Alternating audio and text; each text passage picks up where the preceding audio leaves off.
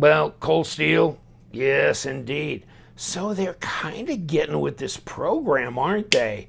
They're taking some of their big, heavy knives and they're making them more affordable. I was going to say they're making them cheap, but it's not. I would like to argue that point that it's not cheap. This grivery or griv-x handle stuff is good and grippy. Now, this is not like the original SR1 because it's an 8CR13 MOV blade, made in Taiwan, by the way. Triad lock, and it drops. Yeah, pretty good action on this, actually. It's a thick old dog. It's a thick old dog. But, I mean, that's the fun part. I mean, I like cold steel because they're insane. Right? I mean, you do, right? They make swords. They make spears. They make, the Brooklyn Smasher bat. And I got a cold steel crazy looking a weapon as well sitting in the corner over there. But I just like the fact that they're ballsy enough to do a lot of crazy things. I love the Frenzy. Oh, I love my Counterpoint XL. I mean, there's just a lot of knives that they've made that I really like. I like the 4MAX Scout. I like the 4MAX. I like the AD15 and the AD10. So I'm all in. And this one's really affordable. So what is it, $59? But after discount, well, that's almost $6 off. So low 50s for this delivered. You got a kind of a go forward position here you can get up on. And that triad lock's going to be roughy-tufty, That's going to be difficult to defeat there. So you're in good hands there. And big. And the ergos are fine. And you know what? I'm not getting a problem with this pocket clip. It's really not bothering me. And the fact is, they don't leave it standing up. They bring this over level. I like that. That's very nice. Check this out with, get my Para 2 out here. Oh, it's bigger than that, my friends. It's bigger than the Para 2. Yes, it is. Let me see. How about my Spyderco Siren? Yeah, it's starting to get there, but still no enchilada there. So it's a good sized knife. And if it's like the 4MAX Scout, and I haven't done this research, I probably should have, but it's the same stats as far as length and all that. So yes, it's a 4-inch blade, which is a little, almost 105 millimeters. And then we're at 9.35 inches overall, and over 23. Let me get over there. Not quite 24 centimeters, but we're getting there. That's a good size knife. That's a good size knife.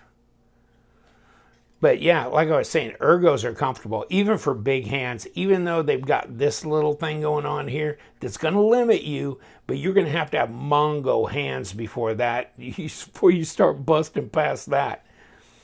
And yes, reverse grip feels comfortable as well. And like I was saying, the drop on this Triad, I mean, I've had some that were kind of a pain in the ass and they weren't breaking in right, but this one is fine.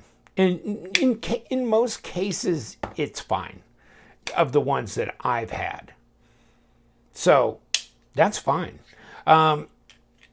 Also, you can actually take your middle finger back here and kick it open like that.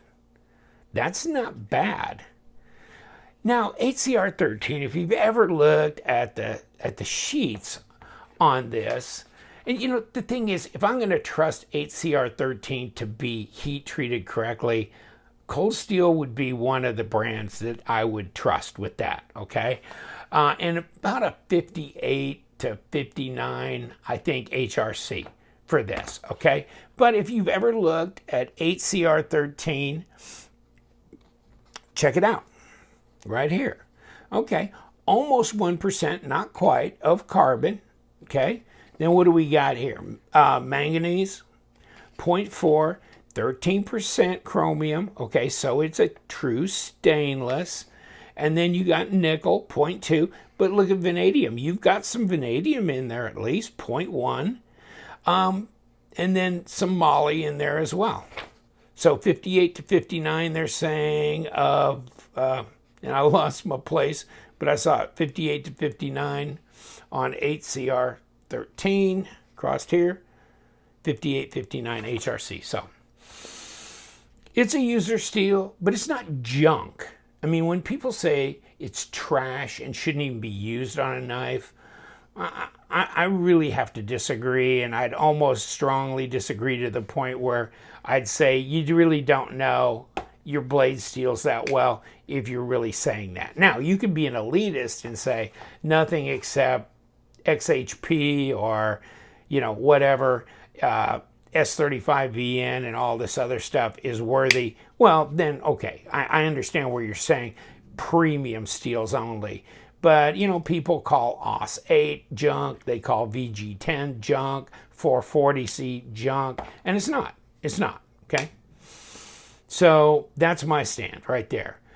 The flow of this is fine except for this part, design flow. But that's just all part of this triad. So that just goes with the territory. It's very common on the triad locks. Now, blade length to handle length, you're good here. You're good here. The plunge, it doesn't look perfect, does it?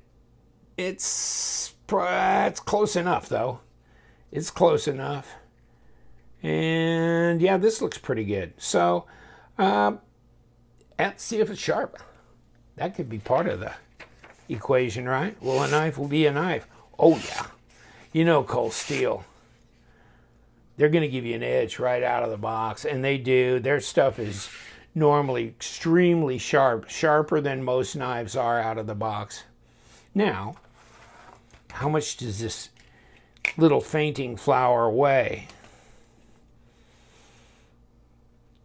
Is it a bug out beater? Oh yeah, it's beating the bug out. 6.79 ounces. Yeah, it'll crush it if you lay it on top of the bug out. 192 grams. So yes, but there's a lot of guys that like big knives. Actually, you could carry this. This is under 7 ounces. I've carried 10-ounce knives before. It's not your EDC. It's not going to be your everyday comfort carry. But you could carry them. You can carry them. This, you know, because of this griv-x handle, take a look inside. Take a look. Yeah. That lightens it up a lot. Lanyard hole right through there. Pocket clip, right or left hand. Tip up carry. You like that? That clicks right into place. That is nice. I don't trust it. I've rolled one around on my fingers before. Cut them right across here. That was with a 4-max, and I wasn't paying attention. So I'm not giving it a second chance. I always tip it down. If I'm going to do it one-handed, I tip it down and let it drop. Okay? Because I'm not going to drop it like this. It'll swing all the way back. Done that. Got the coffee mug and the t-shirt and the Band-Aid. And it is sharp. Keep that in mind. And it's centered up. So, pretty inexpensive. I got mine from White Mountain Knives, so use LTK as your discount code to get 10% off. And here's your other information. Ambidextrous pocket clip, griv-x handle, 8CR13, fat-ass blade stock. And absolutely, 15.2 millimeters at 6/10 of an inch. And yes, there you go, 4.8, because that's 18 millimeters, 4.7 millimeter blade stock with ambidextrous thumb studs. Absolutely. I like it. Now, I think I looked at the SR1. What's that? $137, $140. So if you want to get the regular one with the G10 and the, I think S35 VN blade, knock yourself out. Maybe you want both. Carry and beat this one and proud carry the other, whatever. But I like Cold Steel. Been a Cold Steel fan for a long, long time. Spyderco's another one I've been a fan of for a long time, and Benchmade's another one I've been a fan of for years and years. So there are certain models that I like, and there's a lot of them I don't much care for on all those brands. But I pick and choose because I just want to, get something that I really enjoy, and there's a lot of them that I do enjoy, and I can't part with either. It is my weakness. I'm leaving you to it. Thank you so much. Yes, we do. We love them knives. So you guys stay sharp.